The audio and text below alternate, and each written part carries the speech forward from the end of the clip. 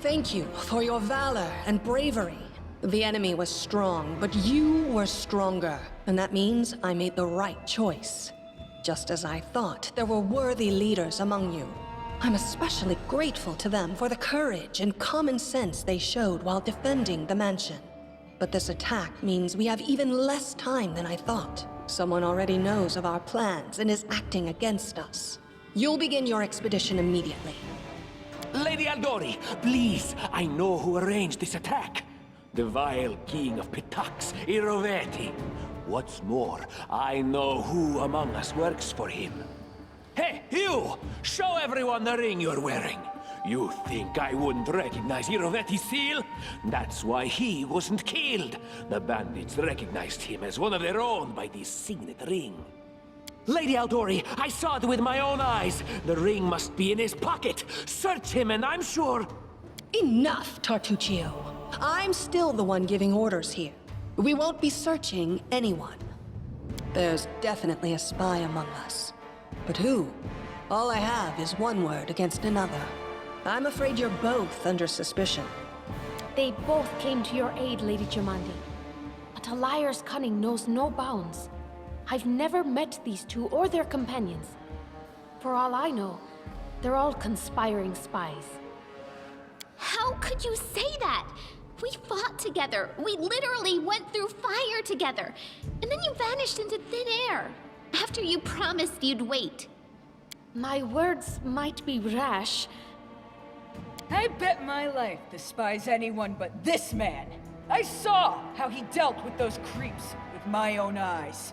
A true warrior. I'd go with him through hell and high water. This purple crook, on the other hand... He's got the eyes of a spy, and the mug of a spy! Lady Aldori, don't listen to this thick-headed barbarian. She doesn't know what she's talking about. During the attack, our leader showed his true colors. He forced us to break into the armory and rob it. Considering the circumstances, that was more than reasonable. That was a sound decision. Sometimes one must act at one's own risk and peril, until crossing the boundaries of what is allowed. Showing initiative is no crime.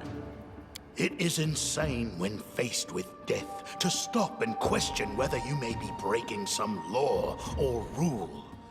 Even more insane would be to ask forgiveness for making the right decision. Sorry, but your words display a lack of wisdom. What about that trick he pulled right before we came in here? He knew very well you were fighting the enemy, but instead of rushing to help you, he dallied as long as he could, dropping everything to save people from the fire, even though the guards were handling things just fine. He was obviously hoping to show up too late and find you already dead. Trying to save others is commendable, but Tartuccio's right. You were needed here more.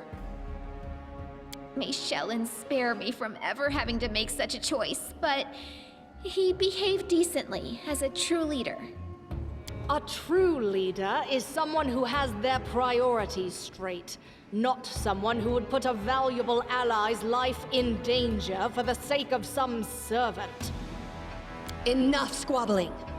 I'm still not sure which of you I can trust. However, the risk of entrusting the whole affair to a spy is too great. Here's what we'll do. 2 teams will head out. That way, I'll know at least one group can be counted on to serve my interests in the stolen lands. Lady Aldori, most of those who were to set off for the stolen lands have been killed. Those who yet live will require help. Please allow me to join the expedition. I'm sad to lose such a talented warrior. But you're right, Valerie. They have greater need of you right now. Go, and may Abadar keep you.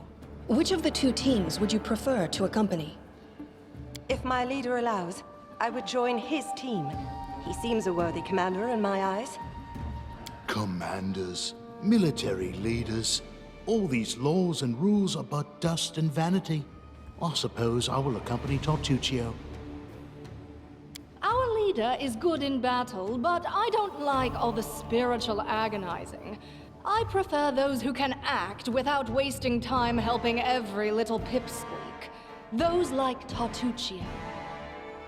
Ugh, Tartuccio's going to take the credit for himself and be done with it. Shellen, spare me from such allies. I'm going with you. You're a hero worthy of my quill. As for me, I know neither of these two. At least, not well enough. And I have no wish to become an unwitting pawn to an unworthy leader. If Lady Jamandi allows, I'll remain in Restov and help mend the wounds this attack has inflicted. But who knows? The road may bring me to the Stolen Lands, but not yet. I don't even need to think. I'm coming with this man. As for you, Purple Toad, just wait until we meet along the way. I'll be sure to hang your rotten spy guts from the trees. All right, we have two teams. To avoid unnecessary conflict on the road, you'll each take a different route to the Stolen Lands. Tartuccio's team will go through Navakta's crossing. The garrison commandant will provide him all the help he needs. You will take your team to Oleg Levitin's trading post. He's been complaining about the Stag Lord's bandits for a while now. There, you'll be provided with all the necessary travel supplies. I'd like to believe you, but I know all too well how convincing traitors and spies can be. If you're truly innocent, I hope you can forgive me this precaution. While you're away, Keston will investigate the night's events and learn who in Restov is working for Pitax. But you should know that it isn't just Pitax we need to worry about. The royal house of Sertova may also interfere in our plans. I've managed to keep this affair a secret from them so far, but that can't last long. By my estimations, you have no more than 3 months. After that, any feats you accomplish will be pointless. And now, farewell. This battle was but the first ordeal along your path, and you overcame it as true champions of Restov. May the obstacles that follow also fall to your feet. Fear nothing, my friends, and return victorious.